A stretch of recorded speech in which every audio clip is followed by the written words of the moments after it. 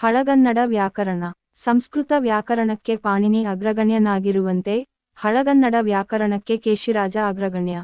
ಕನ್ನಡದಲ್ಲಿ ಕೇಶಿರಾಜನಿಗಿಂತ ಮೊದಲೇ ಕೆಲವು ವ್ಯಾಕರಣ ಗ್ರಂಥಗಳು ಸಿಕ್ಕುತ್ತವೆ. ಆದರೆ ಅವು ಕೇಶಿರಾಜನ ಶಬ್ದಮಣಿ ದರ್ಪಣ ಏರಿದ ಮಟ್ಟಕ್ಕೆ ಏರಲಿಲ್ಲ. ಹೀಗೆಂದ ಮಾತ್ರಕ್ಕೆ ಕೇಶಿರಾಜನಕ್ಕಿಂತ ಹಿಂದಿನ ವೈಯಾಕರಣಿಗಳ ವ್ಯಾಕರಣ ಗ್ರಂಥಗಳು ಮುಖ್ಯವಾದುವಲ್ಲವೆಂದು ಅರ್ಥವಲ್ಲ. ಅವು ಕೂಡ ಮುಖ್ಯವಾದವುಗಳೇ. ಆದರೆ ಕೇಶಿರಾಜನದು ಮಾತ್ರ ಸಮಗ್ರ ವ್ಯಾಕರಣ ನಿರೂಪಣೆ.